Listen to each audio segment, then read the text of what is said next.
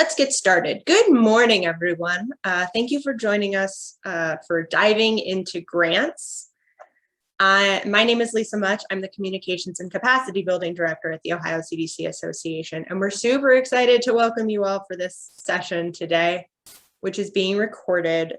Everyone who registered will receive a copy by the end of the week, and we're going to post it on our website on the Training and Technical Assistance page.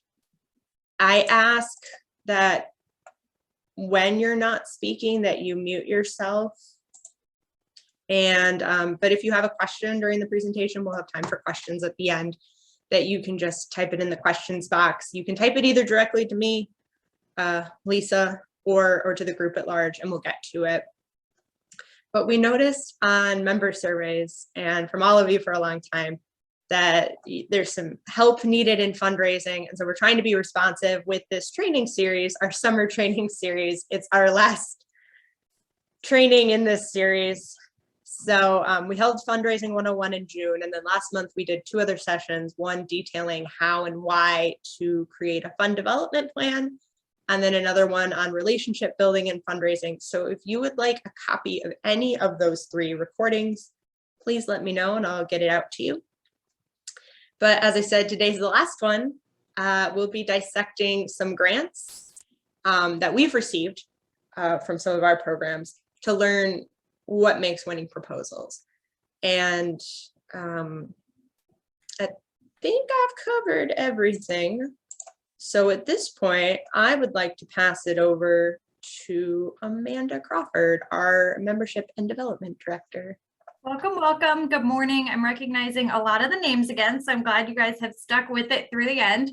I do want to take a minute just to say a lot of the topics that we have really dove into have a lot of layers. So if there is anyone in the group that says, hey, that was really great, but I would really like some additional information, or we want to dive deeper into a certain topic, Lisa and I had talked about it. If you guys send some interest, we can certainly put something together. So keep that in mind, especially when we're going through grants. I am going to take it on a really basic level to start, because I think starting at the foundational level is really important. So we're going to have several slides to go through, and then we're going to go through some examples. Please ask questions. And at the end, we're going to try really hard to be interactive with the examples. We have a small group. I think it'll be okay, but bear with me as we try and engage in Zoom to the best of our ability. So let me go ahead and share my screen. Lisa, I'm counting on you to tell me if it's the right one. So, does it look good? Yep. Perfect. Okay, so today we are diving into grants, and I'm really excited to talk to you about this. We're going to start with the basics today. So what are grants? I think we all know what they are, but it never hurts to just have a quick refresher. So grants are really just a gift or a contribution from some organization. They can be cash or in kind, whether it's government, a corporate organization, or some others.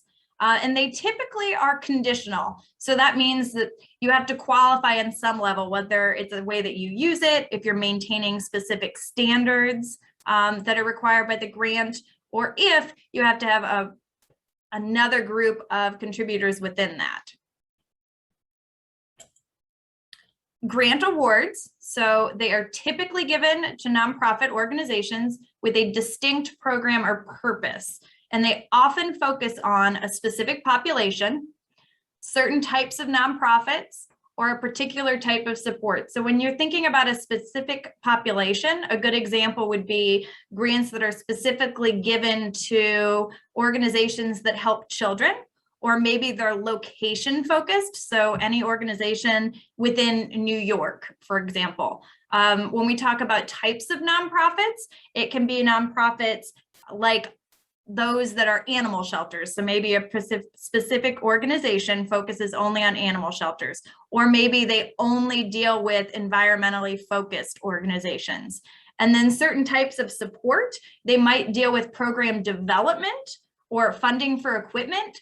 There are a couple of foundations in the Columbus area that, for example, are extremely focused on technology. So they offer funding specifically to allow nonprofits to have better technology. So that's a breakdown of typical focus. And then we're going to talk a little bit of about a grant proposal before we dive in. So I want you to think of it when you write a grant proposal that you're asking a funder to become a partner with you to achieve specific results. So you're doing a lot of the work, but they're a partner in the sense that they're providing the funding to make that work happen. And it's a very reciprocal relationship. They offer funds, you're doing the work to make those funds really beneficial. It's also an appeal for funding. So you're asking for those dollars. And then if you're going to do this right, your proposal should be pretty persuasive. Someone should feel really moved by what you're writing, and you should have a really strong case for change. So you really want to demonstrate what your work does and what that impact is. And I'm going to dive into that about 15 different ways as we go through this, because it's really important to demonstrate the impact that your organization has as you're going through this. And I know we're going over some of the basics here. Be patient. There is a point to this. And I want you guys to have these materials in case you have new people or you want to share them and really just start from the beginning. So there are also different types of grants, and it's something to be aware of when you're applying for grants. So there are ones that offer operating support or unrestricted funds. Typically, they're for day-to-day operating costs, and it does not restrict the work that you're doing. So it's not flagged for a specific program or a specific outcome. It's very general work. Capital support is often for capital campaigns. I don't know if any of you have done work on capital campaigns or planning on that, but those are pretty involved and could be a whole section in and of themselves. But typically it's building, construction, acquisition, whether it's land or otherwise, and then renovations, remodeling, rehabs, etc. And then the final one would be program development or restricted funding. So that would be funding you receive that is flagged for a specific program, specific outcome. And those are typically the most common grant funding opportunities that we apply for. One thing I want you to think about when you're applying for grants is how your organization or your program funding is going to be sustainable.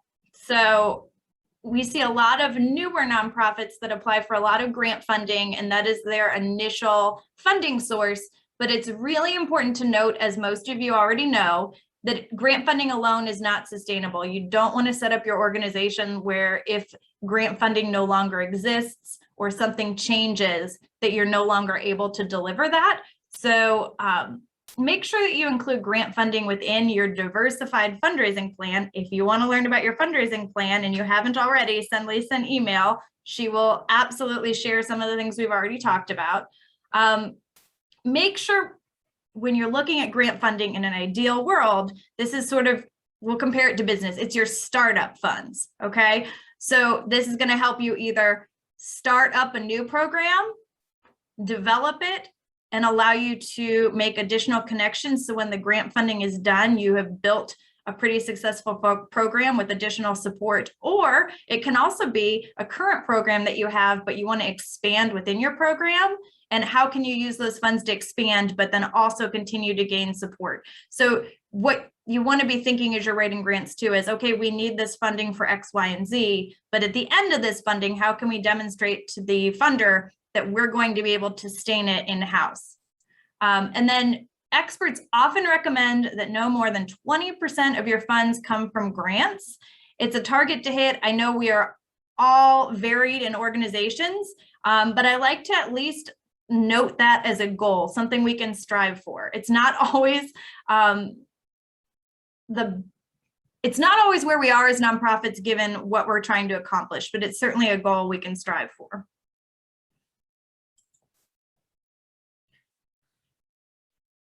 I know as a development professional, I want to apply for just about everything and anything we could possibly get our hands on. So if it's a meeting and I can get money, if it's a grant, you just get excited and you want to make sure you're supporting all of your programs to the best of your ability.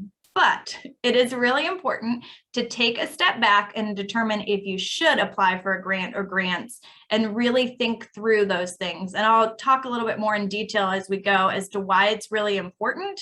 So you want to make sure you have the resources that you can write a successful grant application. So do you have someone on staff that's really good at writing grants? Do you have a team of people that can assist in that process? And do you have the time? Time is a huge resource.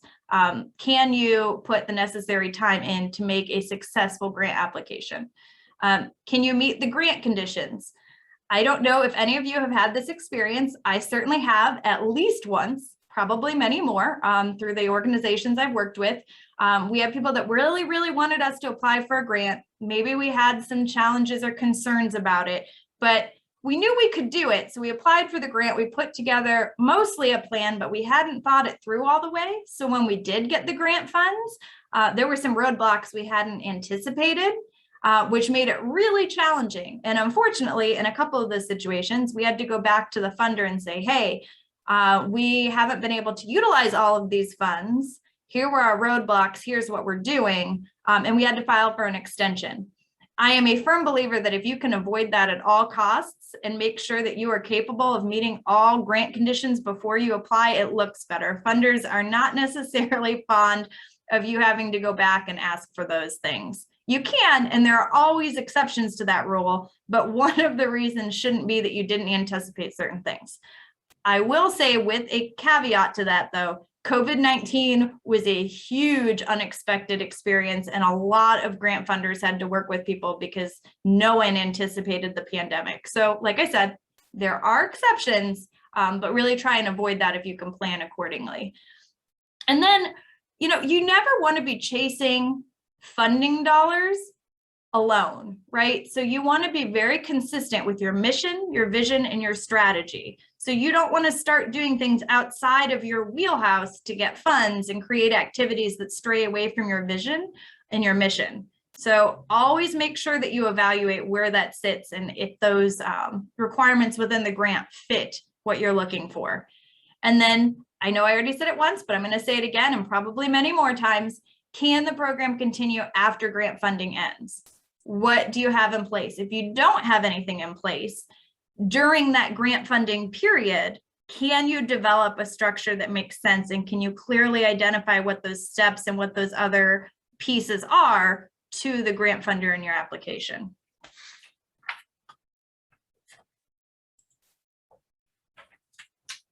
Also, what do you need funded? And why is the funding necessary to continue your work? Be very clear on that.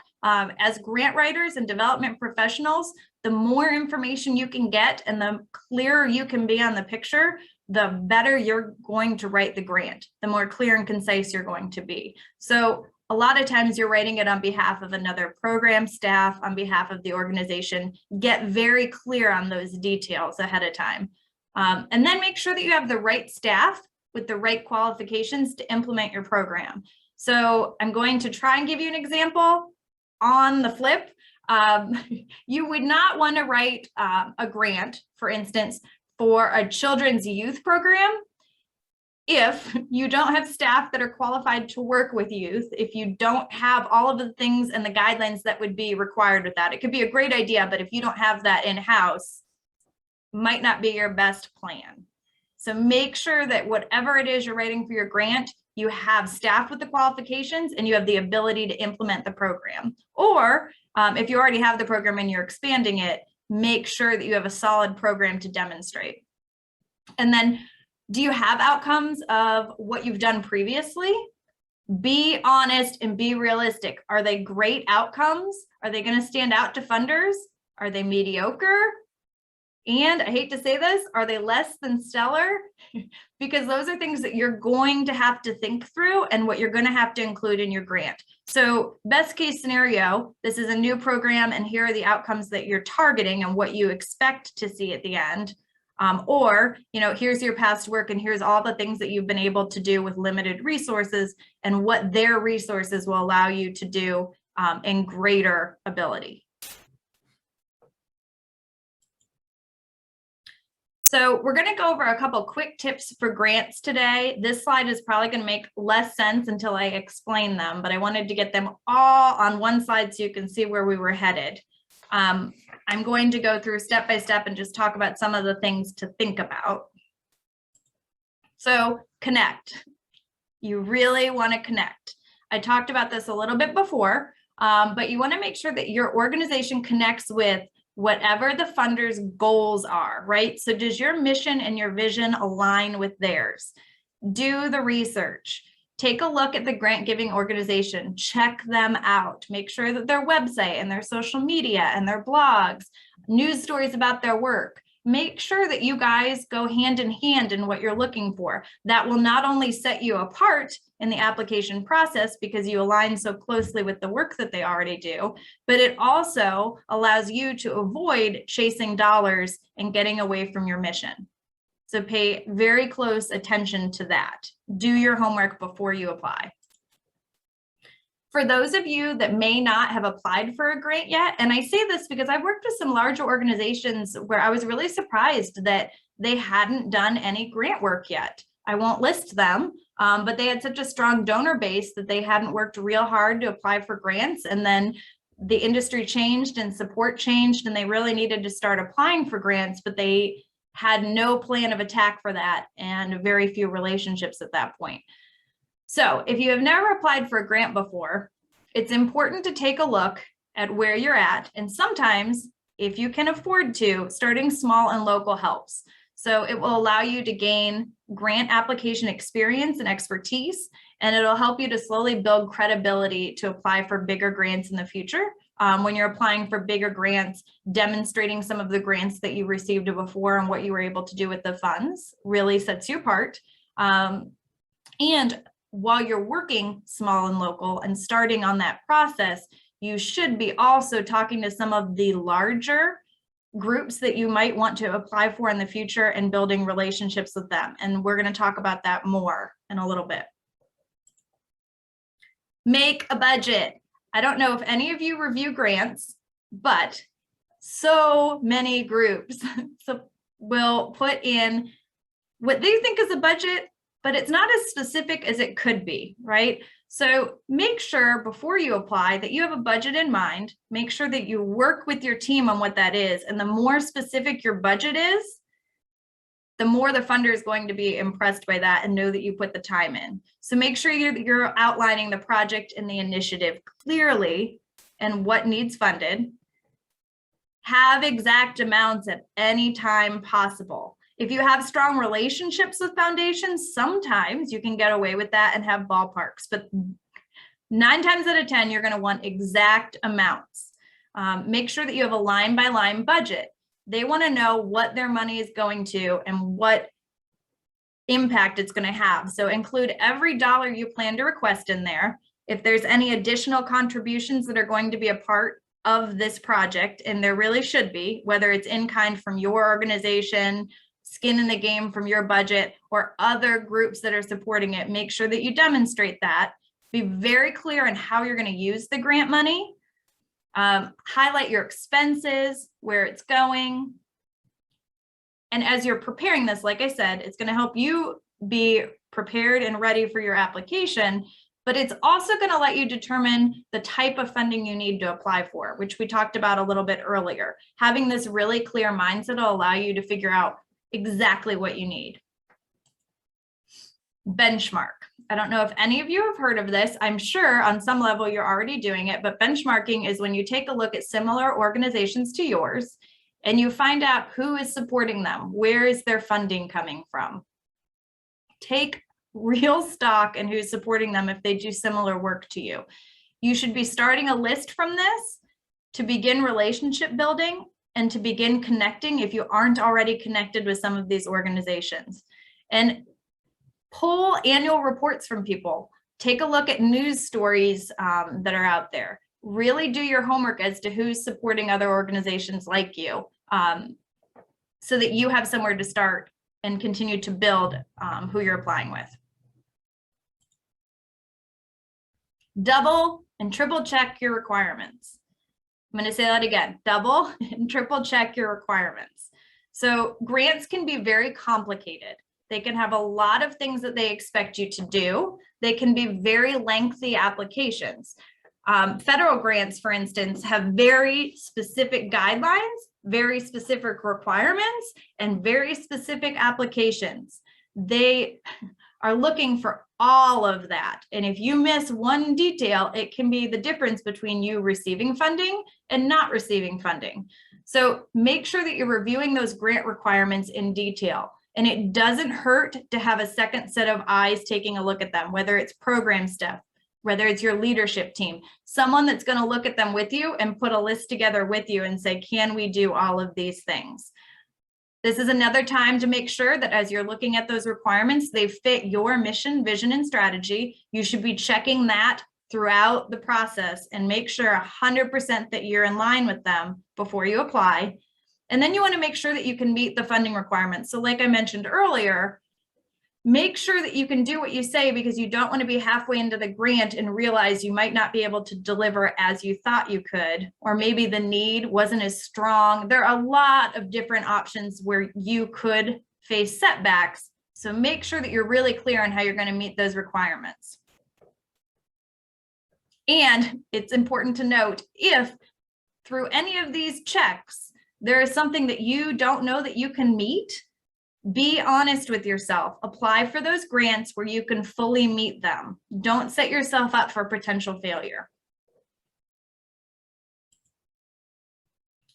So just like we want to be prepared for every funder meeting with donors, all of those things that we've talked about, we want to be prepared for the application as well. So once you've gone through your checks and you're going to start preparing your application, you want to make sure that you're gathering all of your necessary organization information. So you should all have a strategic plan of some kind. You should have a very clear project plan. I'm going to make a very serious statement. The project plan shouldn't come from you as a development professional. The project plan should initially come from your program staff and what they're looking for. And then you can ask questions and tweak it accordingly to meet the grant. I have had too many experiences where development professionals were really excited to meet the goals of the grant that you're applying for, but they wrote in things that your program staff's never going to be able to achieve. You got the grant, but now you're not sure how to do that. So your development team and your program team should be like this. You should be super close in what you're applying for, and you should be very clear on what the plan looks like. Always know your mission statement. As a development professional, I feel very strongly that you should really have some idea of the mission statement. When you're writing grants, you should be able to almost write it. And I'm saying that, and I have copied and pasted our mission statement this week. So don't ask me in the questions what it is. I am breaking my own rule at this very moment. Shame on me. Also make sure that you have financial records. Sometimes that's going to take some time to get together. You're going to have to work with your CFO or your accounting team. So when you know what you're going to need, ask for them ahead of time, as well as any tax forms. For our organization, we keep a lot of those on a shared drive of commonly used documents. If your organization isn't doing that, you might want to. Also, if you're not doing that, make sure again that you're requesting ahead of time so you have everything. The worst feeling in the world is being up on a deadline for a grant and you don't have the right information and you can't personally get it, and you're waiting for that person to call you back and you have 2 days and you're in pure panic mode because you don't have it. Plan ahead with those things. Also, depending on your grant, it may require letters of support. Please be sure to start your requests early, because you never know what those that you're requesting letters of support from have going on, and it's really unfair to them to ask them last minute. Also, be very clear with what you need from them, and sometimes even have a draft for them to just drop things in so it's easier for them. In my experience, letters of support can be one of the more challenging things to coordinate if you wait till the last minute. Again, you don't want to be ready to submit your grant and you're waiting on things from other people and there's nothing you can do about it. And some organizations are very, very clear that they have to have letters of support. And the last one, which I'm working on now, for those of you that don't know, I joined OCDCA in September of last year in the middle of the pandemic. It was and is an interesting experience as we sort of transition to the new normal. But as a development professional, you really want to have a grants calendar that includes all of the important dates and deadlines for the grants you're going to apply for in the next 1 to 2 years. So, and I can say that from personal experience right now, a lot of people in your organization are going to have that knowledge up here and they know when the grants are due, but it's not always translated effectively. They just know when it's coming, but you don't know yet. So ask the questions on the grants that you typically apply for and what those deadlines are and the timing of the year. Because what you don't want as a development professional is to hear about it kind of last minute, and then you've got a week, maybe 3 days to get those done. It's very overwhelming. So once you've gone through a whole calendar year, and as you're going through that calendar year, make those notes in your calendar. So the next year is a little easier on you, and you can start asking questions ahead of time. Again, from personal experience, super critical, super important. So how does the grant reviewer know that? I would always recommend that once your application is completed and written, you have someone in your organization that's not from the program staff, that doesn't really have a clue what you're writing and requesting for, to read your application. Someone as neutral as possible. Here's why. We have a tendency when we know what we're talking about to assume the reader knows things that they don't necessarily know. So that objective person that's reading this is going to ask the questions, and they're going to say, well, how would they know that? I don't know this. And as you're writing it, every time you write certain things, reread it and ask yourself, how does the grant reviewer know that? How does that make sense? Do they have the basic knowledge and understanding to know that? Or am I jumping ahead and assuming they have a foundation they don't necessarily have? So they're reading a lot of applications. They want clear demonstration of impact. You have to prove the work that you're doing. So if you're not already measuring the outcomes of your work, think about it and put a plan in place to start doing that, because it's really critical in grant applications. So either you're demonstrating what past successes that you had and how you measured them, or you're demonstrating what your plan is and how you will measure success on this new endeavor that you're applying for. Data is so important. Data, data, data. When in doubt, add data. So they want to see the numbers. And if you don't necessarily have numbers because you haven't done this yet, find the stats that demonstrate the need. Take a look at different websites, different reports within your state, within your industry that demonstrate a clear need and where you think you fit to fix that need. But data is going to be really important. It's great if you can paint that picture yourself. Obviously, it's important to you, but they want to see more than just what you as the person in the organization is saying. They want to see that data that backs up what you're painting.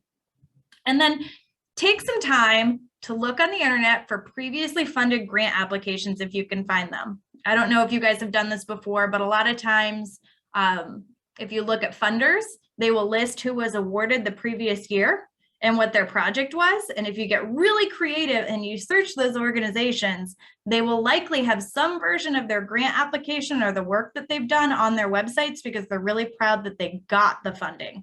Take a look at those. And sometimes, if you're really lucky, funders will also post successful grant applications. So as you're combing through this and you're finding this data and helping yourself, I want you to take a look at how things were written, how specific they were, the type of projects they did. Also take a look at the amount of funding that some of those organizations asked for. Because typically when you're writing a grant, you're not asking if they're offering 50,000, you don't want to ask necessarily for 50,000. Typically you want to ask for 80% of what you could get. So take a look at what everyone asked for. Get a really clear picture of what they did and get a feel for why they were successful, and try and incorporate as much of that as you can within your application. Don't be generic. So make sure that your mission, your vision, what you're doing stands out in some way. Every organization that's on this call right now has something unique about them. Make sure that you're selling that. They're reading a lot of applications. You want to make sure that something in your application stands out and that they remember.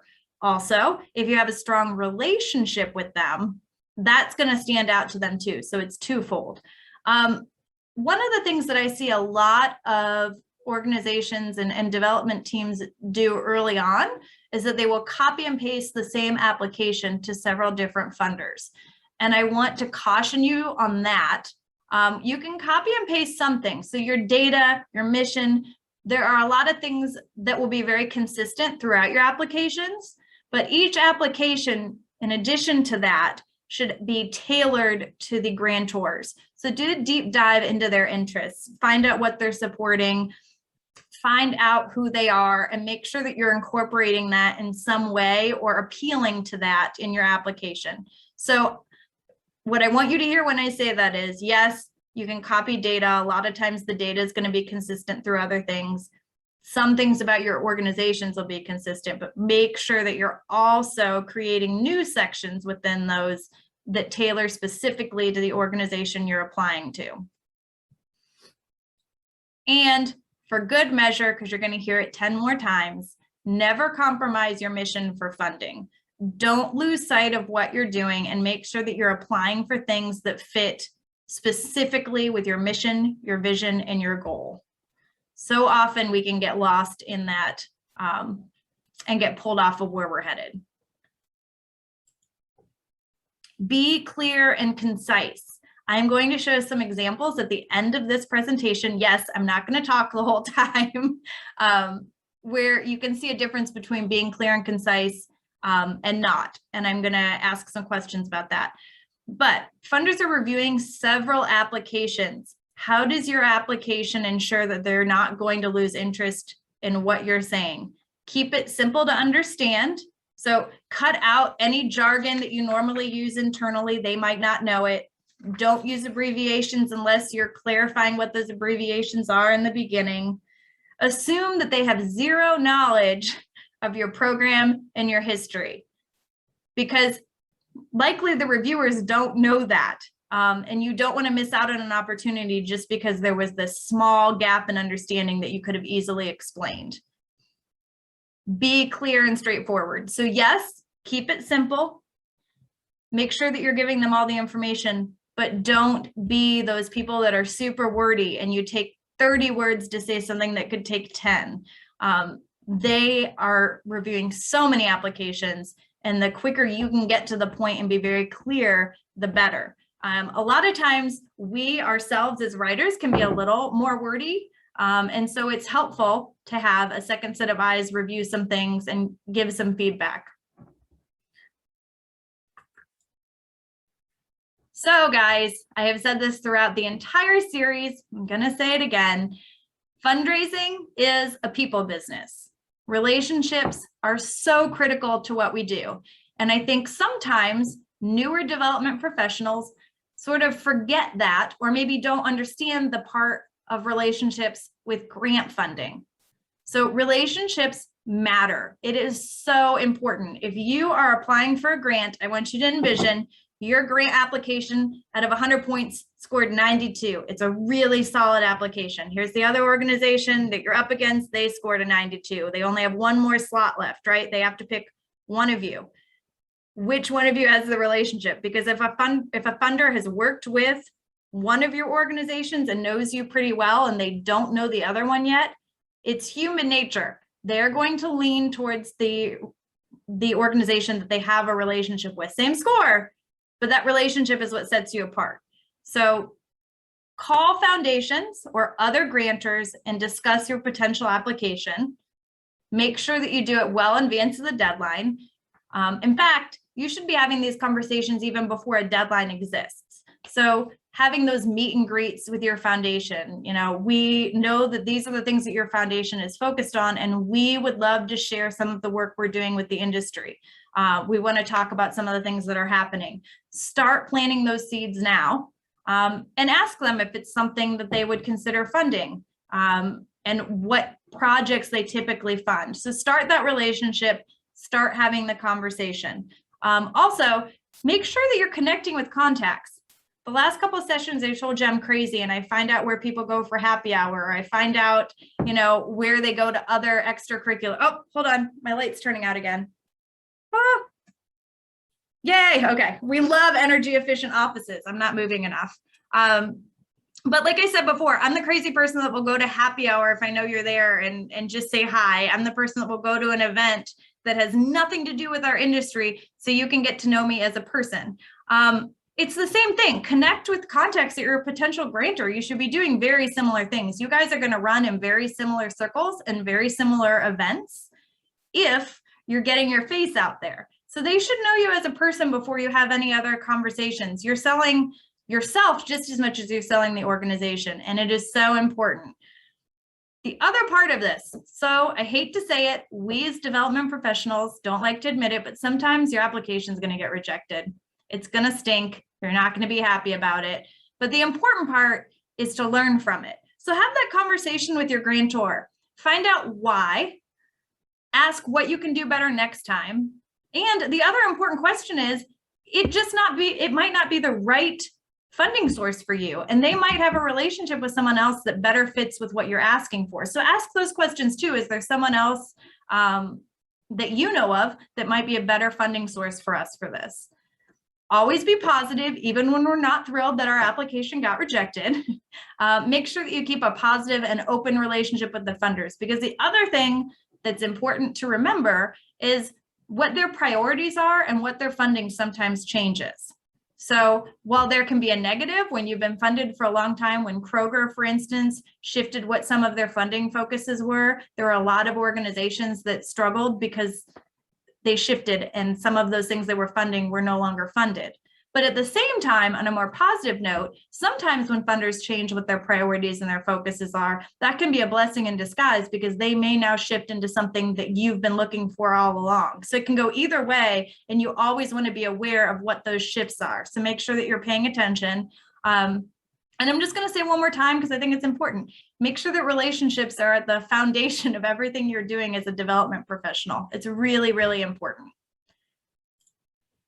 I know you guys are all sitting there saying, this is great.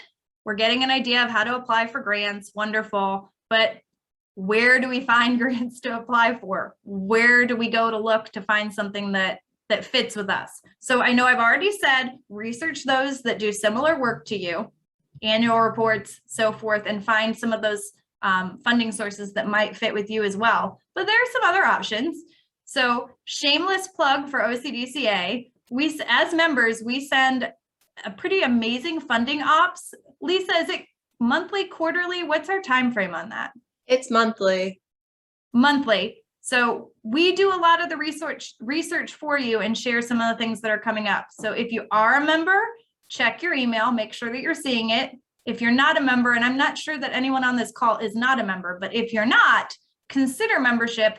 Funding ops is just one of many things that OCDCA offers. Also, a lot of public libraries offer a foundation directory online, and it's free at the Columbus Library. And you can take a look and scroll through and learn about some of the different foundations. Grants.gov is also a really nice one. That's for more of your government grants. Make sure that you join their mailing list.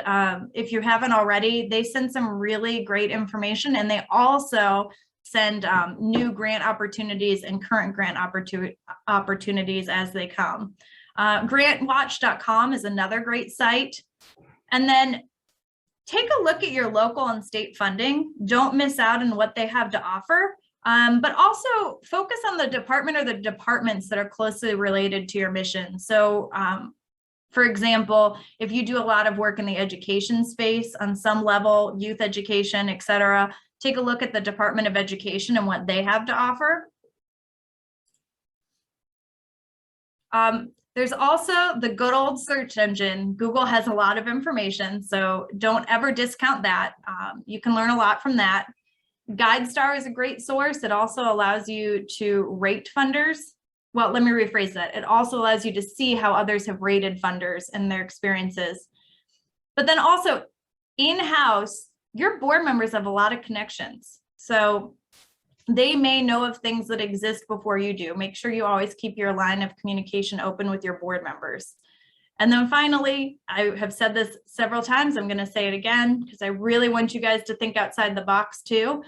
Make sure you're investigating other organizations similar to yours. Do your homework and see if there's a funding source you missed that could be a really strong fit for you. So I'm going to change our format of this just a tiny, tiny bit. before I dive into the key grant application elements, because otherwise I'm going to do all the talking this whole time and it could be a lot. So before I transition into these next pieces, does anyone have a quick question or some feedback in some of their personal experiences that they've had with some of the things we've talked about so far? I'm going to rely on the chat in case you have something, or since I'm scrolling through and everyone else's camera is off, Lancaster group, if you just want to unmute and share something, you are also more than welcome to do so, because I can see you.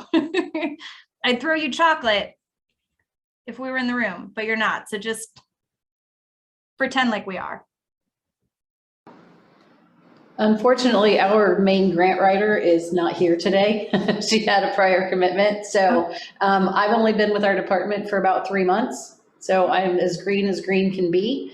I know that Heidi is working on a grant for her organization, and I think sent you a piece of it to take a look at. Well, I thought I sent it to Lisa if it was the right address. I was trying to hurry up, but I had a question. Sure, I was always told, we always wrote in teams, but I'm not very good at this, but I was always told that your budget, the first thing that a funder, and I was even told from a funder personally, that the first thing they look at is your budget. But yet I know you said be clear and concise on your writing, but yeah, I was told if they even look at your budget and feel that your budget's not within their means or what they're looking for, then they don't even read what you wrote. Is that true? There is definitely some validity to that. That's why I said to make sure you look at how much you're asking for. Rule of thumb is typically to ask for 80% or less of the max grant total. And then you want to be very clear with your budget. So one of the things you just mentioned was if you're asking for too much and they know they can't meet it, that's true. The other thing that they're going to look at in your budget is, do you have other sources of revenue or contributions to this project? Most funders don't want to be the sole funder. They want to know that you have other things in place. Now, the caveat to that is if it's a new program that fits and aligns really well with them, I'm going to use banks as an example. Banks are difficult at times to get funding from, but oftentimes they want to lead a new project. So they might want to be the only funding source in that specific instance. And they want to be branded and well promoted for that. Okay. Okay. Thanks. Thanks. Yeah. I don't see anything in the chat, so I am going to shamelessly keep talking, and I'm sorry I'm talking at you. If we were in a space that wasn't Zoom, we would be way more interactive, and I'm looking forward to in-person trainings more than you will ever know. So I have the key grant application elements listed here. I'm actually going to do just a quick overview of some of those so that we can get to the 2 examples I want to show you guys and we're not too bogged down on time. But if there are questions that you have as we're going, like Lisa said, drop them in the chat. Lisa, if they're relevant to what we're talking about right now, you can pop in and ask just so we can have some interaction. I hate to do all the talking. So we'll start with your proposal summary. Most of the grants are going to have all of these pieces as we talk through them. So your proposal summary, you really want it to be short and concise as you do everything else, but you want it to be a very clear snapshot of your entire proposal. You want to make sure that it includes the funds you're requesting, and you want to make sure that it lists other resources or partners. So when I talk about resources that others are going to contribute, I don't necessarily mean dollars. So you might be partnering with another group that gives you greater exposure and connection to a target audience. You guys might be teaming up to do some work. Partnerships are just as important. So make sure that you're highlighting who you're going to work with. A good example would be OCDCA works with some statewide organizations, and we paired up on an SBA Prime grant where we dealt in our expertise and they dealt with their technical piece and their workshop writing and some of their other things, but together we have a pretty wide network and we work closely together, so we applied together. If you're doing some of that, make sure that you highlight that in your proposal summary. It will set you apart. Introduction to the applicant. So you want to make sure that you're introducing, good grief, is it Monday? You're introducing them to your organization quickly, and you want to make sure that you're showing who you are, the work that you do, your mission, which sets you apart, and you want to make a quick and clear demonstration of your credibility and the work that you've done. Keep in mind, sometimes the work that you've done, if it's a new program, it will be the work that you've done in this particular space for a target audience or a particular group. It may not be specific to this program, but demonstrate how you set yourself apart in this space and in this industry. And you always want to be making sure that you're showing why you're a good steward of the funding that they give you. You know, how do you, that's why the budget is so important. How are you going to use it? What are you going to do? What are your plans? And never shy away from your organization's history, your success record, and shamelessly, but short and concisely sell why you are the right fit for this. It's okay to really talk about the things that you're doing and what you've done well. There's also going to be a need or problem statement. So I have to say this because we received a grant application earlier this year for one of our programs, and it's been a long time since I saw one like this as we were reviewing them as a team, but they basically said there was no need. And, you know, I was just really shocked because as a funder, if there's not a need, then we're not going to give you money because we've got a whole list of people that have these really high needs. And their program was great. They were doing some good work, but they were very clear that there wasn't necessarily a need because they successfully received funding from other places and had some support. So there is a fine line, I guess, from reading that application, from demonstrating your partnerships and contributions and how well you've done to establish it, in addition to the need as to why additional funding allows you to achieve what you need to achieve. So when you're writing a grant, make sure that there is a need and clearly establish what that is. You also want to define who's going to benefit and how they're going to benefit and be very specific. The more specific you can be, the better. And don't be afraid to demonstrate why there are clear consequences if there isn't funding. So we have applied for a couple grants over the years from different places at OCDCA requesting funding, but being very honest that, you know, the initial funding source for these programs no longer exists. Some of them were federal programs that ended and other things. So when we replied to a new funder, we were very honest that we would like to continue this program. These are the great things that we've done. But if they don't provide funding, the consequence is that this program will no longer exist. So don't be afraid to say that. Please focus on facts when you're stating your need or your problem statement. Make sure that there's data involved in this. Make sure that you can substantiate everything you're saying. I know and you feel very committed to the work that you're doing, but make sure that it's backed up with facts. You could even consider incorporating a case study. So sometimes there's that standout person that really had a great experience from beginning to end with one of your programs, and you can tell that story. Now, don't tell it in 10 pages. Please be short and concise, a paragraph, maybe 2. You can do it, I promise. If you can't do it, work with your team to pare it down and pare it down and pare it down until you get there. But tell the story of the success of what that individual had. Don't forget confidentiality, change their name. Do not cite a specific person unless there's an instance where it's okay and they've told you it's okay and you can do that. And while you're going through your need or your problem statement, make sure that you have a clear time frame of what you're trying to accomplish and why securing funding is now, why you need it now. So as a funder, they're going to read it. They're going to take a look at what you're looking for. They're going to have several other applications. Many funders have multiple application seasons. So maybe February and then again in June, they might have slightly different funding targets for each of those. But when they're looking at them, they're also going to want to know why your organization needs it now versus could you wait and apply in the next cycle. So demonstrate why it's important now.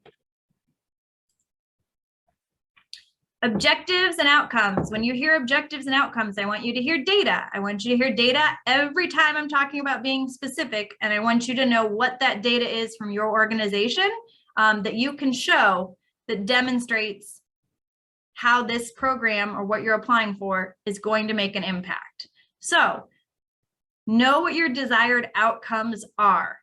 Be specific about your desired outcomes. So yes, we want to increase awareness in this group and we want to do certain things, but also have a way to measure. Maybe you're going to work with a small business group and you're hoping out of the entire group, you have 6 to 10 organizations that commit for training and technical assistance. Out of those 6 to 10, you plan to see maybe 4 to 6 of them fully complete the training that you're offering. Make sure that you're very clear on that. That should be part of defining your goals, how many you want to reach, what those targets are.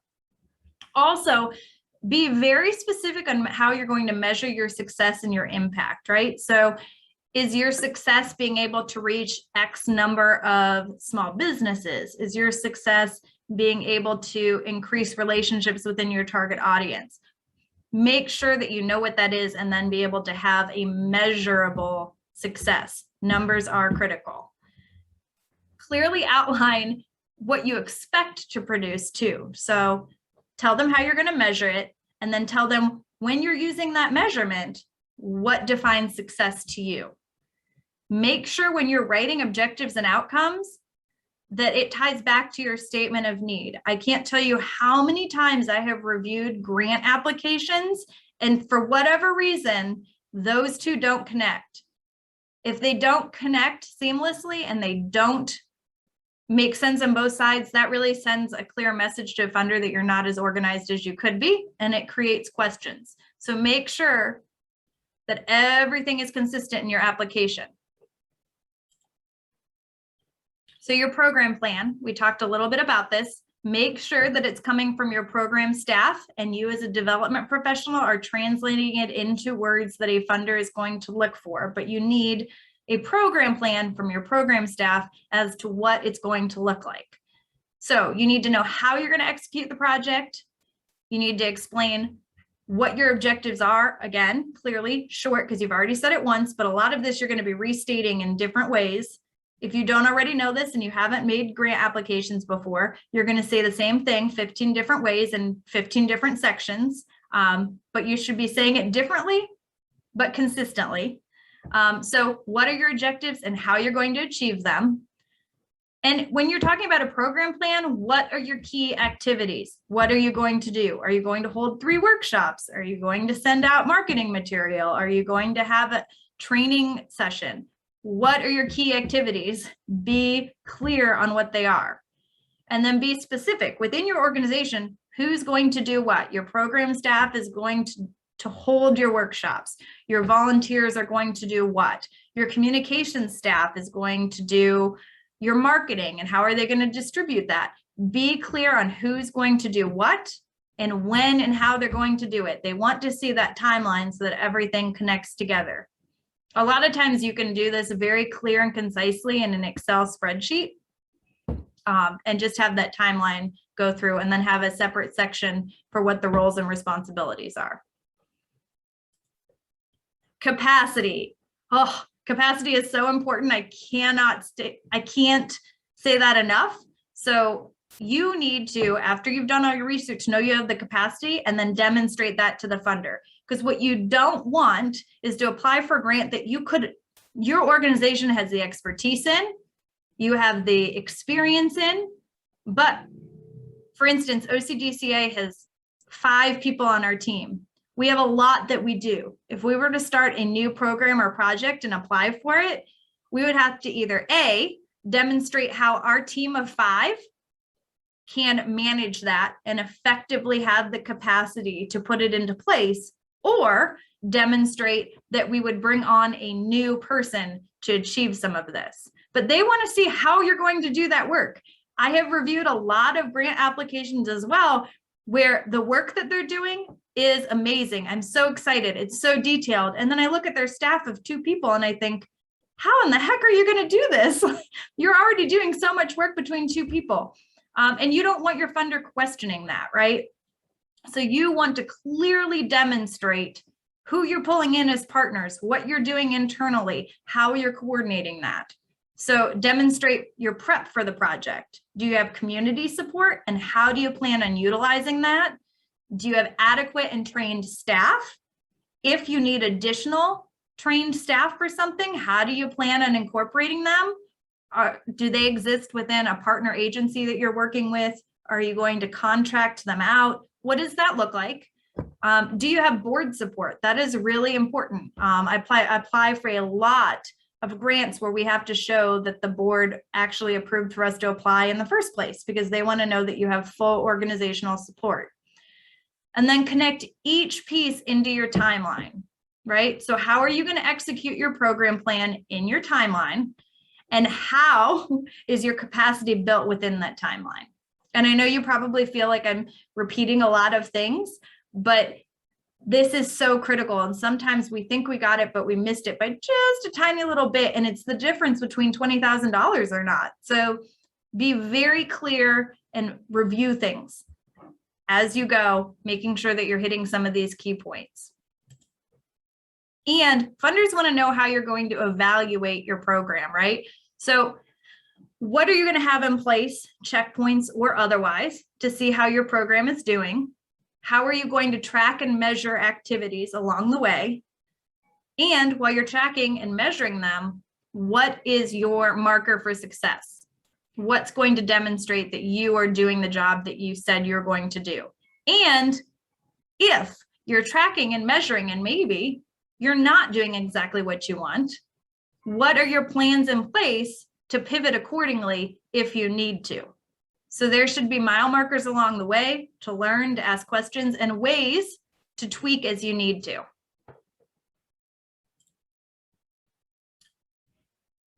Make sure you have a program budget. We've talked about this a lot. I know you're probably getting tired of hearing my voice. Don't worry, we're going to have some interaction. Make sure that your budget is complete and realistic. Make sure that you have all your expense details and all of those other contributions. A lot of times people forget to include in kind. Do not leave those out. In kind can be just as impactful as some of the other things that you have. Also, make sure that you are showing a sustained impact. So how, when the funding is done, will you continue? When the grant is depleted, where is the additional support coming from on this? If you already have it, demonstrate how that'll continue to be. If you don't have it yet, demonstrate what you're going to be doing with project success to secure that going forward. Make sure that you have a long-term plan to demonstrate. Now, the last thing I'm going to say, quick wrap up to all the things Lisa and I talked about it, the top 3 things that we want you to really focus on as you're going through grants, if nothing else. Make sure you're answering the question being asked.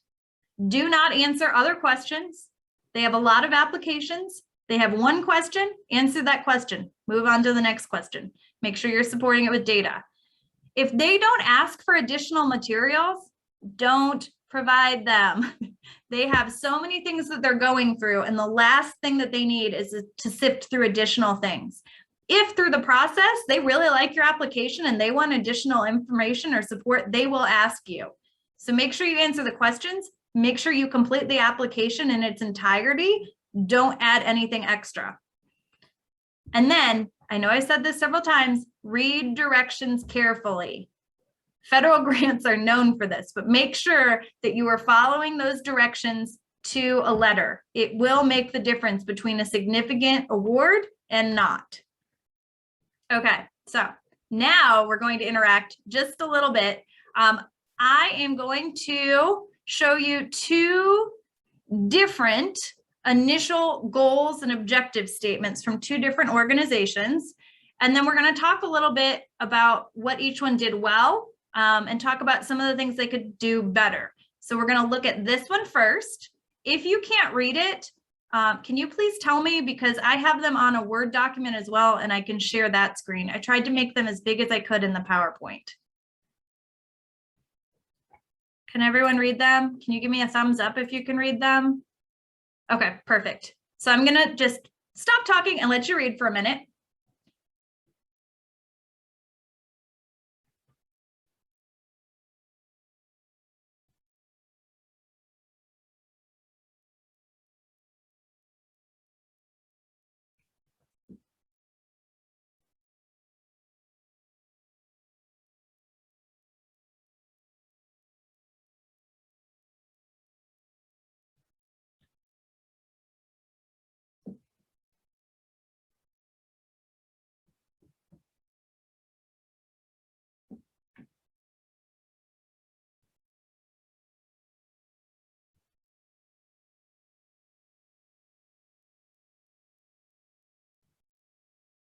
I am a terrible gauge at how long people take to read things. I'm going to change the slide unless any of you adamantly wave your hands and give me a thumbs up that you need more time reading. So here's a comparison, same thing, just a different organization.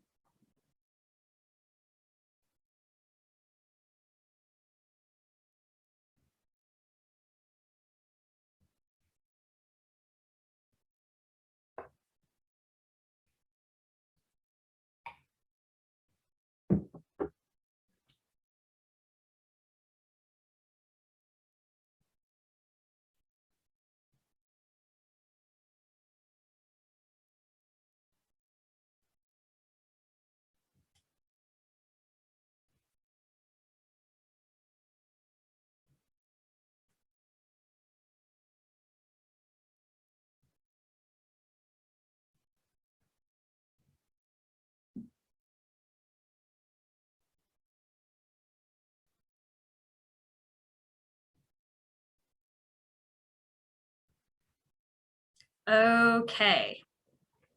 I think we had time to get a pretty clear picture of both of them. So I just wanted to leave some room for what you guys see the differences. So what do you notice that's different about these two? So they are establishing what their initial objectives are. Just so everyone knows, my original plan was to show you a really terrible example and a really good one. And then I realized we already know what really bad ones look like. So here's a good one and one where they really took it to the next level. And I want you to see those little tweaks that you can make. I guess the thing that stood out to me is that they were extremely specific in identifying specific target goals in the second one. You know, like specifically, we're going to have 12 individuals complete this specific task. And, you know, these are our specific goals of what we're going to complete. Okay. So for the second one, I'm going to put it on the screen. This one. Is this the one you're referring to? Yes, I guess it's 12-week training course, but yes, so it's, you know, where they were saying, I guess it was of the 10 people, you know, Okay. last one, they have their specific outputs.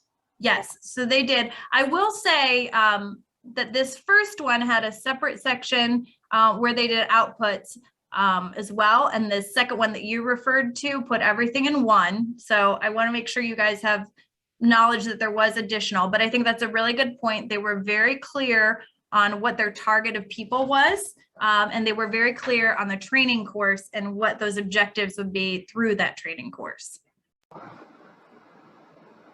Who else? What else do you see? What happened to objective 3 on the other? Thank you so much. It didn't exist. They numbered incorrectly. I was hoping someone would notice that.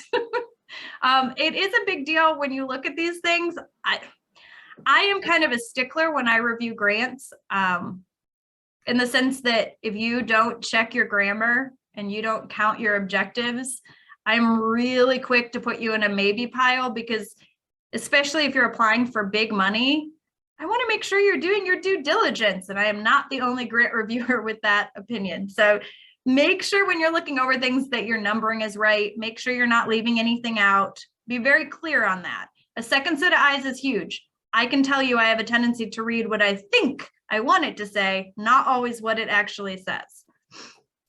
Who else? What else are you seeing? Say, while the second one that we see does have a lot of specific items mentioned and metrics, the first one I think does a lot of better of a job as far as discussing who is going to be assisted, you know, really kind of painting a better picture, at least in this short amount of words, of the actual impact that's going to be made. That, Adam, you are exactly right. That was one of the clear things that I wanted to really show to you guys. So when we're looking at this one, they did a really good job of some things, right? They were very clear on the 12-week course. They were very clear on what they wanted to see, but there could have been more detail, right? So what I like about the first one is they're very clear and they're very direct on what those specific things are. And I think they do paint a much clearer picture. here's what I want you to pick up on. This one paints a pretty good picture too. But if you're comparing this picture to this picture, as a funder, which one do you think is a clearer picture? So I think sometimes as nonprofits, we get to this point, right? And we start here. And sometimes we can go just a little bit further. Does anyone else have any feedback for some of these?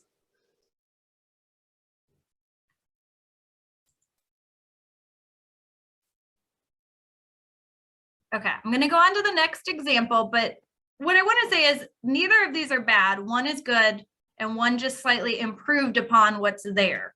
So these are examples I want you to keep in mind when you're applying for your grants. And it's okay, your grant should have several drafts. You'll have your initial draft of what you think made sense. You'll go back to the team. You're going to edit and change things a lot through this process. And that's okay. That's how you get to the best application. So the other thing I'm going to say as I'm getting to the other ones, make sure you're planning ahead of time. Make sure that you have ample time to really dive into these grants and do the research. So on this one, the request for these specific applicants was to demonstrate what their core curriculum is going to be. So these ones are apples to apples. There is no, for the first one, there was some additional section I couldn't fit in a slide. These ones are apples to apples. So this is the first one. They're clearly defining their syllabus, right? So take a look at this one. I'll give you some time to read it.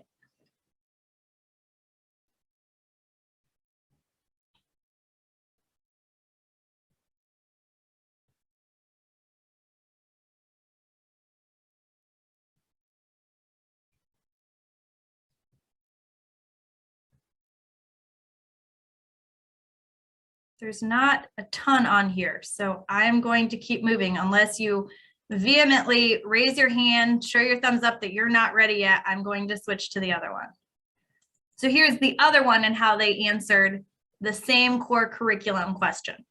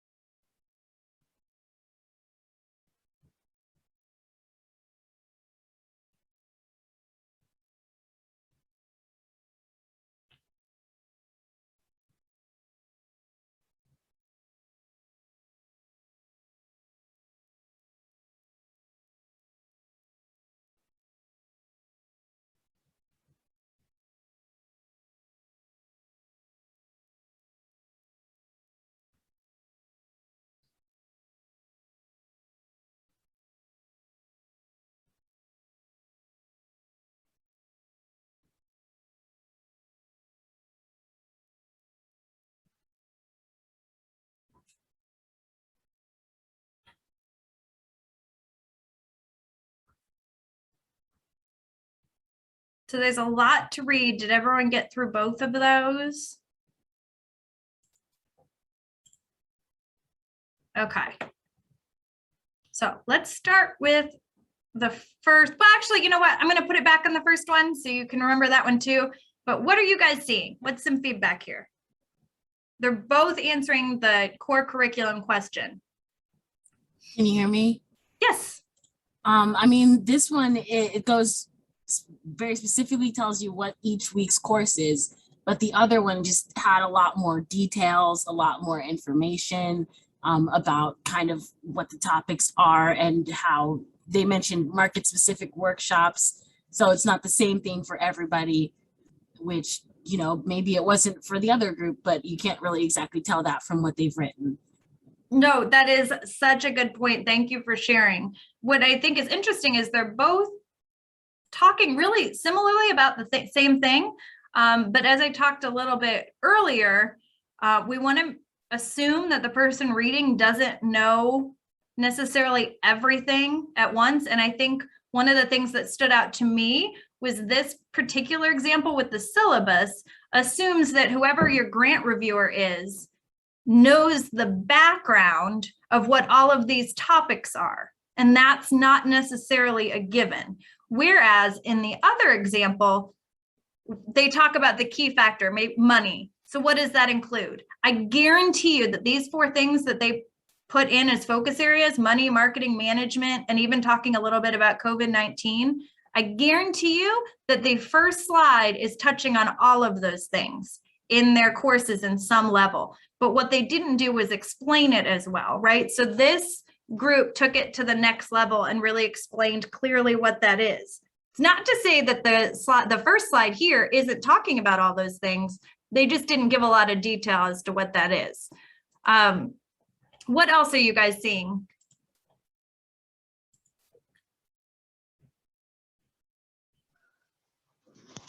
Yeah, I think you're just leaving too much up to the imagination of the person who's reading this proposal on that first one.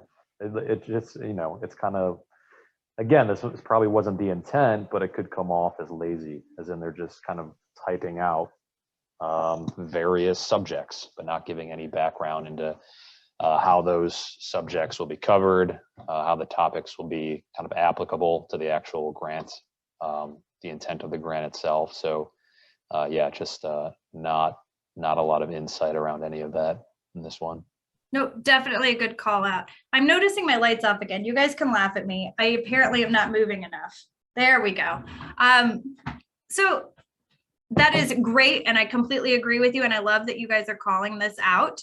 What else are you guys seeing? Who else is seeing some stuff on here? I'm going to give you a hint, just a little one. The only question they were asking for in this, the only thing was the core curriculum. Does that help? Does anyone else have any additional insight? So maybe the second one actually gave more information than they were asking for? You definitely a possibility, but here, oh, I thought I clicked off. Oh my goodness. So here's what I want you to notice. So they only asked for core curriculum information. So on this first example, this timeline right here that you're seeing, the weeks all being broken down, that's actually in a separate section where they want to see your timeline and how you're going to carry it out. So in this specific question, there's a lot less focus on this timeline in the application and a lot more focus on what they're going to cover and what they're going to focus on. So in this specific example, I would say that they probably gave additional information that wasn't necessary on this first slide with the syllabus, because later on they ask for a more specific timeline, right? So if they're not asking for a timeline in this section, don't give them a timeline. We talked about that. Don't give extra.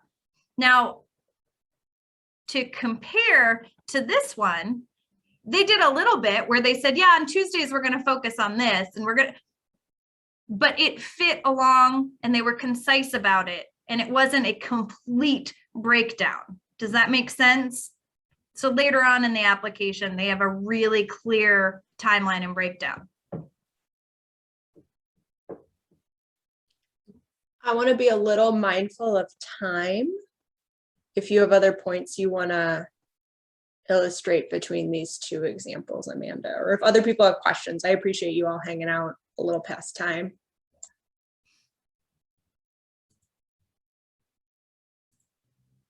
Does anybody else have, so I just want to really leave this open for you guys to see if there's anything that really stands out to you, and more specifically respecting time. If there are any questions that you guys want to ask, if you have to leave, let's get some of those out there. And I would love, for me, I would love to know if there's anything that really stood out to you guys in this session that you think you can really take back and implement almost immediately. What can you see differently and incorporate into your structure now?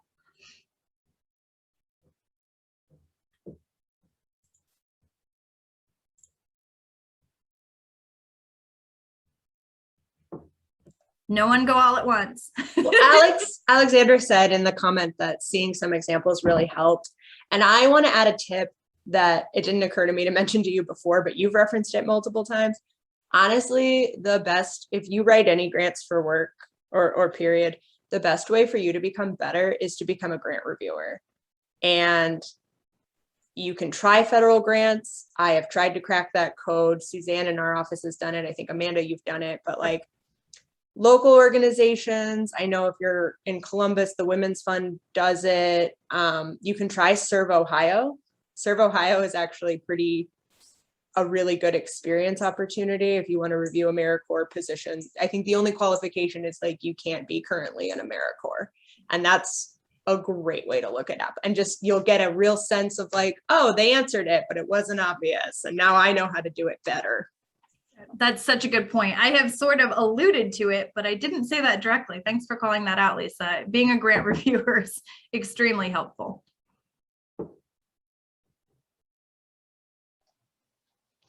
Paying close attention to where things go in the proposal. You know, this example being kind of a good indicator of that, making sure you're not putting the entire lesson plan inside that core kind of business syllabus. Yeah, that's a great point. Make sure you guys are taking a look at the pieces and parts of your application. I know for me personally, I write the sections separately. So I will put the question, I will create a Word document, and I will just answer that separately. And then I have people, colleagues read it and make sure it makes sense. And then I later put them all together because I don't want to lose sight or move on to something else when I shouldn't. And then you can cross-reference. Yes, exactly.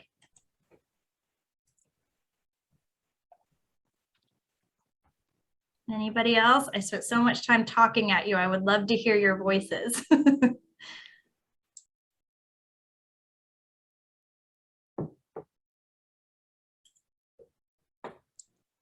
Jeff says to ask for 80% or less of the grant amount. He has a page of notes. Oh, good. That's good to know. That's important. Also know that there is some wiggle room to ask for more if you have a relationship with your funders. So if you get to the point where you guys can be really clear and direct with each other, sometimes you can ask for more and sometimes they can give you really good feedback as to where you're at. But as a rule of thumb, as you're building relationships, 80% is really important.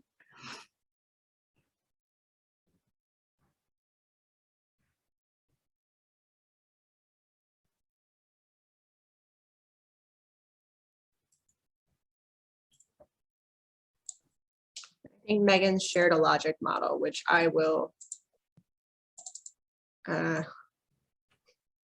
No, Megan shared.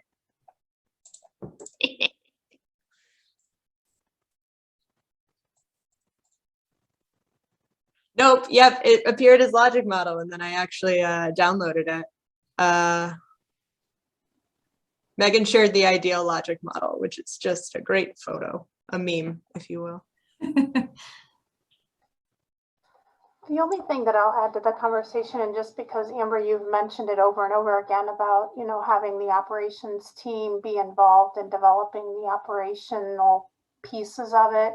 One thing that we do within our agency, like I'm a developer, we have a planning and development department, and there's 3 of us in here. And one of the very first things that we do when we begin to develop a team is we meet with the operations team, and then we develop a task list with the operations team. And we set from the very beginning, okay, these are the tasks that are involved with writing this proposal, and you know, okay, this is what the operations team is going to do, this is what the development team is going to do, and so we're all on the same page from the very beginning of the grant. So, and we actually have, I mean, this task list, and it says, okay, who's responsible for what, what's the date, and we kind of develop those dates, backing it up from the proposal due date. I mean, I know it's kind of elementary in that, but that's been really successful for our agency to have that tool that we use on a very religious basis. Thanks for sharing, Tiffany. That is really important to make sure that every person on your team has a voice in your grant application and that they're speaking to what they know, where their expertise is, and having a timeline internally is invaluable. You absolutely have to have one. And then as a development professional, for those that are guiding the grant process. Your job, once you as a team create that timeline, is to just keep everybody moving, having those check-in points to make sure that they're done, making sure everyone knows it's coming. And then at the end of the grant, when everyone has all of their pieces and parts and they turn them into you and you're reviewing, your job then is to make sure that there's a consistent voice from beginning to end. So you're just creating that constant voice, a couple minor changes, but that way each part of your team that's involved in the grant has a role in that. So they have all committed to what they're going to do and wrote it down. So when you do receive the grant, everybody already has a clear understanding on some level of where they're going. And then you have that next meeting of, okay, we got the funds. How do we implement all of these things? Yep. Thanks for sharing, Tiffany. That's huge. So I'm gonna go ahead and start to wrap us up, if that's okay, because we're about 10 minutes over. And I appreciate all of you for hanging out longer and sharing your thoughts and your takeaways, and some of you sharing tips. That's super awesome. I'm gonna share all of this back out by the end of the week. I want to take like 30 seconds to let you all know that we are going to be holding our 37th annual conference in October 6th through 8th. It will be in person in Youngstown, but also there's a hybrid option. And registration is open now. There's more details on that. I don't need to go into it, but we're monitoring COVID. All that stuff is there. Feel free to email me if you have questions about hybrid or virtual or in person. We hope we can see you in some capacity in the fall. And then I just want to thank you again for participating today. Thank you, Amanda. And I hope you all have a wonderful rest of your day. Thank you for also all of you that have attended all of this session, this training series. That's been great of you. And if you have any questions about any of these topics, or you want to see us do a session on another fundraising topic or expand on something, please let us know. If not, we will talk to you soon. Have a great day.